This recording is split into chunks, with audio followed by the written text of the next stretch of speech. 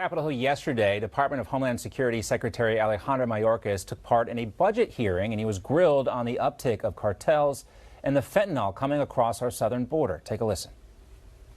Mr. Secretary, are you aware of how many times in your budget request you mentioned the word cartel? No, I'm not, but I must say I respectfully disagree. It's zero, Mr. Secretary. Congresswoman. But it's a clear indication that you're not listening to the men and women on the front lines. Would you agree that the cartels are a cause of the uptick of the deadly fentanyl surge in our country and the violence at our southern border? I agree 100% with that, and I disagree with 100% of your mischaracterizations of our commitment to border security, to tackling the cartels, to battling fentanyl. And the fact is that we are supporting fully the men and women, the personnel of the Department of Homeland Security. Well, the fact is that, Mr. Secretary, we have heard otherwise from some of those border agents. Let's welcome in now Derek Maltz, a former special director of operations for the DEA. Also with us, former senior DEA special agent Michael Brown. Gentlemen, great to have you both here. Thank you. Thank you, John. Michael, I know you were just in Philadelphia and saw how the fentanyl crisis is affecting that city firsthand. We'll talk about that in a second. But Derek, first to you. Based on what we've heard from Mayorkas this week, is he lying to us, or is he really this ignorant about what's going on? Well, he's definitely lying, just like he lied about having operational control of the border. But also yesterday at some point, he told everybody that the greatest threat to America is the fentanyl crisis. So who the hell is involved with the fentanyl crisis but the Mexican cartels? And they're operating with impunity on the border. They're taking total advantage of the poorest operation. And also they work with the Chinese, who are a huge national security threat to America. Now, Michael, Ted Cruz was on Newsmax last night, and we carried his exchange with Mayorkas, that fiery exchange earlier this week, live here on this show. He says Mayorkas is deliberately inflaming the crisis at the border. Take a listen. I got to say, yesterday's hearing in the Senate Judiciary Committee was infuriating. Number one, because he won't answer a question. He stands there defiantly and insists nothing's wrong. And he has presided over the worst crisis at our southern border in the history of our country. We've seen over 5.5 million illegal immigrants cross under Joe Biden, under Alejandro Mayorkas.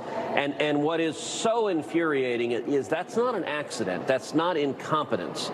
It is the outcome they want.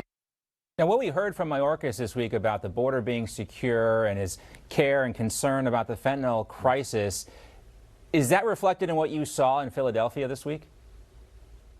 Well, you know, as an investigator, we're trained to look at the facts of a situation. And when you look at the facts concerning fentanyl coming into the United States produced by the Mexican cartels, it is clear that drugs are coming in and that the cartels are behind it.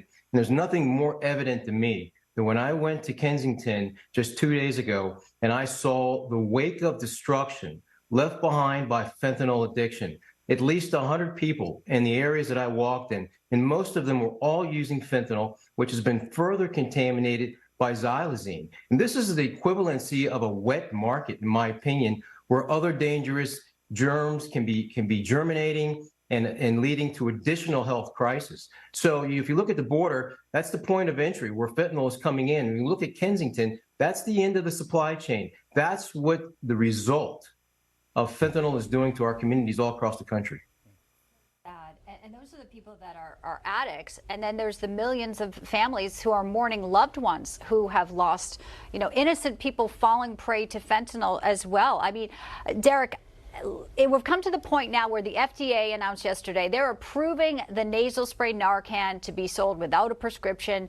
That drug, of course, we know it reverses opioid overdoses. It's been in schools. Police have used it. But where we are as a nation, the fact that we have come to this now has to be available in any urgent notice. It says a lot about where we are and I guess the sad state of affairs. But do you support this move, Derek?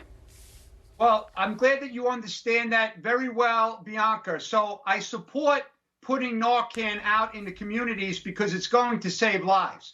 But just like in Hackensack a couple weeks ago, last week, there were 5 mall workers that went down after snorting some cocaine that was laced with fentanyl.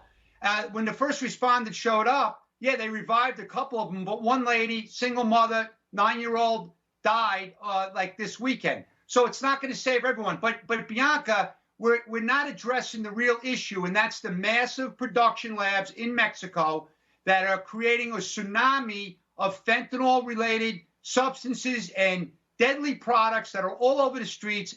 And like Michael said, Philadelphia is a war zone. I was there a few months ago, and I couldn't believe what I saw on the streets. But that's happening in San Francisco. That's happening in New York. It's happening all over our country, and the cartels are responsible.